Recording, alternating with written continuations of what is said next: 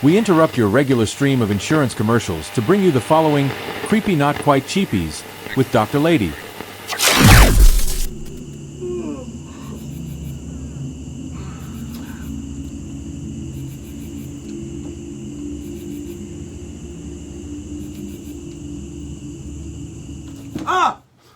Hello!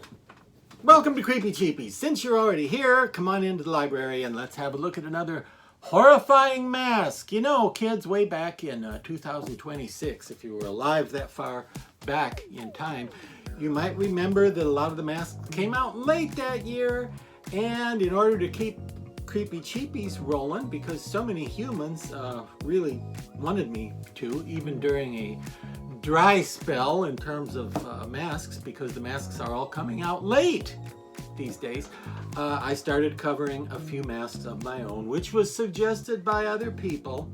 So this is not me like, oh boy, I can't wait to talk about me more. This is other people were like, why don't you ever talk about the masks you come up with? Okay, so that's what we're doing. I don't know why they talk like that either. They should probably see an ear, nose, throat, and toenail specialist if that's what their voice really sounds like. But anyway, today's horrible monstrosity is, once again, one of a series of 8 limited masks that came out in time for MASKFest of, I said MASKFest, yeah, of 2024, which just happened to be MASKFest the 13th. How cool is that? On a scale of 1 to 10, I'd say kind of cool. Anyway, Mr. Chris Russell, a sculptor formerly of TwistedToyBox.net, but now of CoffinGhoul.com, approached me and said he'd like to do some masks of some of my characters if I was interested. And I thought, yeah, that'd be great. So we had a series of 8 different masks. Started out to do 13, but time marches on. And around here it sort of slithers and limps and shuffles and creeps on. Anyway, we only managed 8 in time for MASKFest. So who knows what those last 5 would have been. Ooh. Anyway, we did the 8, and one of them was a guy I kind of always wanted to do a mask of, but I never got around to sculpting it, and yeah, I don't know. And then Chris Russell offered to do some, and I thought, yeah, okay, I know one guy who would make a great mask. And this is probably the most complicated, simple mask. What's a better way to put that? Complicated, simple. This is probably the most complex, short of a movie edition mask that has come from me and Laura and Horror Hotel. It is my old non-friend from Hassle Castle, this guy right here, an interdimensional demon from dimension 17 and a half. That's right.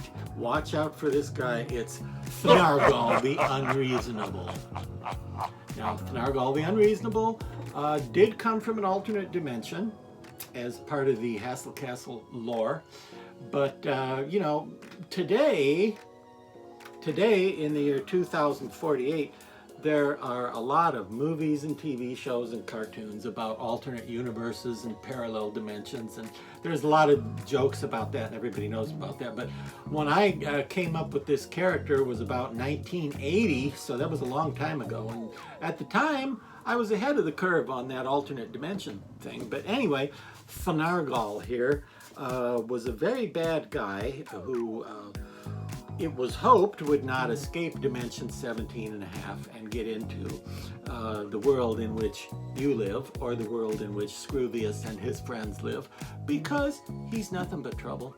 He just likes to do whatever is wrong and bad, and he likes to create confusion and bewilderment and befuddlement among human beings and other monsters, and he's just crazy. He tries to be really, really bad, and he's enthusiastic about how evil how he can be and how fun it is to do evil things, but he's not especially good at it. He doesn't quite understand the laws of physics and such as they apply to this dimension, so his attempts at conquering and stuff usually don't even get off the drawing board, so to speak. But Thnargol here was sculpted for me by Chris Russell, who is very patient in terms of letting you say, make this a little bit, build that up a little bit more, bring this down a little bit more, and push that up a little bit more, and you know, look at photos and basically drive him crazy until he gets the sculpture exactly the way you like it. And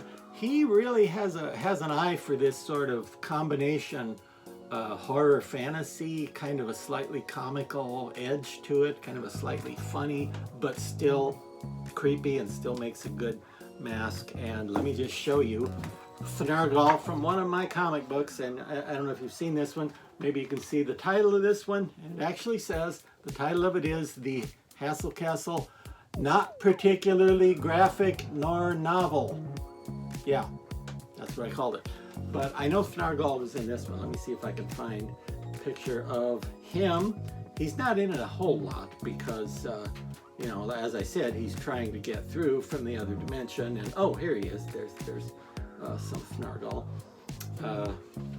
There he is, appearing in a puff of evil smoke that goes warp. You see that? That's him appearing. And we'll move on a bit, and there's some more pictures of Thnargol here. Here he is.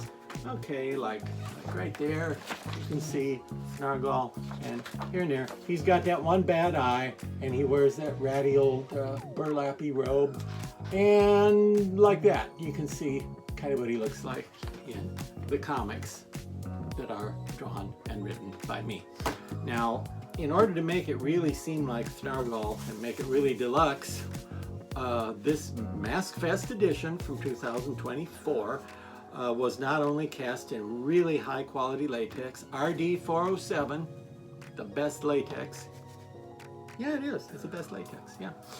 Not only, but to really go the extra mile for the humans who bought one of these, Laura constructed the fabric hoods. Now, a lot of people are allergic to burlap, so this burlap was laundered in some sort of fabric softener stuff that I forget the exact name of, that will make it less itchy and less irritating. Some people, burlap messes up their eyes and their noses and throats and such, but and toenails, maybe, I don't know. But Laura fashioned the hood very carefully, made the pattern specifically to fit Thnargol and to fit this particular sculpture of him, and lined it. Don't know if you can see, there's a fabric lining in there so that scratchy burlap isn't against your skin if you're wearing it.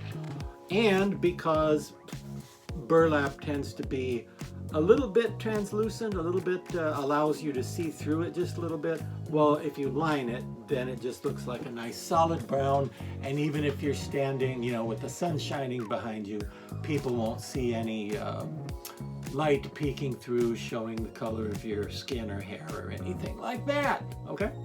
And she also added a little bit of hair, because he always has some straggly hairs in the comic books, and here's a little bit of stragglitude right there in your face, a little bit on each side, but it doesn't show up much. It's just kind of subtle, and if you really look at him, you'll notice he's got a little bit of straggly dark hair on there, and an actual honest to goodness rope, because the way I draw him is that he has a rope around his hood tied in a knot.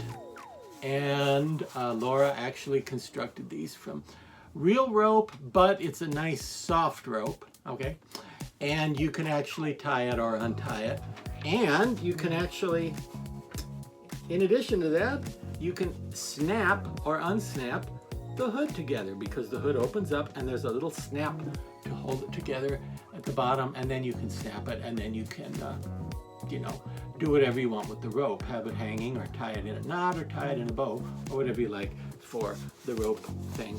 And I think we sold Thnargol the Unreasonable for $175 was his price. And for those of you who are thinking that sounds like a lot, well, you've never made masks and you don't know how many hours of work it takes. Here's a better view of the fabric lining. You see that? Yeah, the lining goes all the way to the bottom there, so that That was nice quality, and Laura really outdid herself, I think.